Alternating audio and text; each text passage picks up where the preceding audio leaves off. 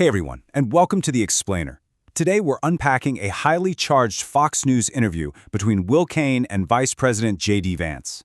They were digging into a controversial new Health and Human Services report called Rules and White Coats. Now what we're going to do here is strip away the politics, look at the exact numbers, and structure these sweeping allegations of medical and government fraud. That way, you'll know exactly what's being discussed right now at the highest levels. Okay, let's dive into this. $16 million. That is a massive number, and it's exactly where this conversation kicks off. That figure represents the amount in insurance claims identified in the new HHS report, specifically for pediatric gender treatments billed over the last decade. And it's this exact pool of money that forms the entire foundation of Vice President Vance's allegations.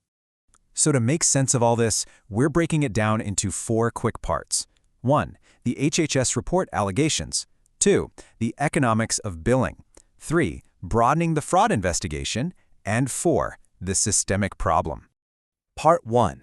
The HHS report allegations, breaking down the rules and white coats claims. So, the report itself examines what's termed gender medicine for minors. Specifically, it identifies the use of puberty blockers for children as young as 13, with claims billed between 2015 and 2025. But here's the major action item. Vice President Vance announced he is referring this directly to the Department of Justice. He's actually calling for the criminal prosecution of anyone who allegedly intentionally misled children.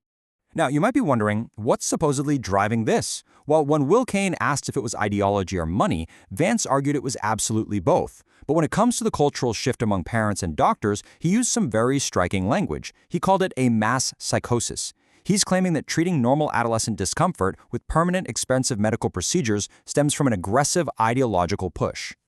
Moving on to Part 2, the economics of billing, the financial claims behind the allegations. And this brilliantly illustrates the financial disparities they discussed. To put this alleged windfall into perspective, think about it like this. The average healthcare cost for a minor is roughly $3,000. But the report claims that number climbs to $75,000 for minors receiving gender treatments. And for transition surgery, it skyrockets to $175,000. Vance's argument here is that this massive leap in billing potential created a really dangerous financial incentive for providers. But here's the catch. To actually unlock those massive payouts, you need the right billing codes. Enter endocrine disorders. Usually, this diagnosis is reserved for really common conditions, things like hypothyroidism or diabetes. But the interview alleges a pretty surprising twist. They claim these routine diagnostic codes were being intentionally misused to basically trick insurers into covering gender treatments. In fact, Vance outlines a highly specific 3-step mechanism for how this alleged fraud works. First, providers perform gender transition procedures. But because a lot of insurers flat out refuse to fund experimental procedures for minors, providers allegedly move to Step 2, which is mislabeling the treatments on billing forms as endocrine disorders. And that leads directly to Step 3, slipping past the scrutiny and securing those massive insurance payouts. Now, Vance's rhetoric here is highly charged. He stated that adolescents need to be listened to, quote, not something to get rich off of doing medical-sanctioned butchering. We're bringing you this quote directly because it shows exactly how forcefully the vice president is framing these practices to the DOJ. He's arguing that financial incentives mixed with ideology created a toxic and harmful scam. Let's move to Part 3 and see how this builds. Broadening the fraud investigation. Other alleged schemes on the DOJ's radar.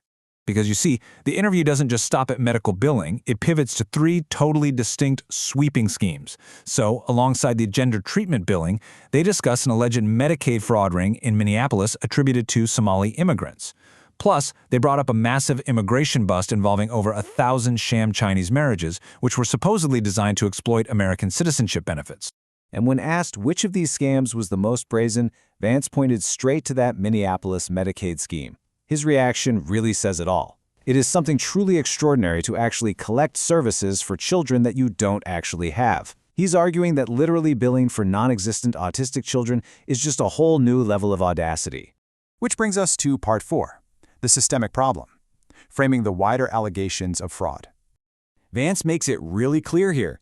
He views the medical billing and the sham marriages not as isolated incidents, but as symptoms of a deeply broken system. He rapidly points to widespread fraud that is allegedly bleeding money from the food stamps program, the Small Business Administration, and just broad Medicaid abuse in general. He's painting a picture of a government where stopping money from flying out the door is nearly impossible. So the crucial point is his overarching thesis. He told Will Cain fraud in Washington, D.C. was as common as bad weather, and bad weather is very common in Washington. And Vance is using this exact framing as his ultimate justification for the aggressive DOJ interventions we're currently seeing. Which leaves us with this final question. We've seen the $16 million in HHS data, the alleged misuse of endocrine codes, and these sweeping accusations of systemic abuse. But the ultimate test happens in the legal system. So, will these DOJ referrals actually lead to the criminal prosecutions Vice President Vance is demanding? The answer to that is going to redefine medical industry oversight for years to come. Thanks for joining us for this explainer, and we will see you next time.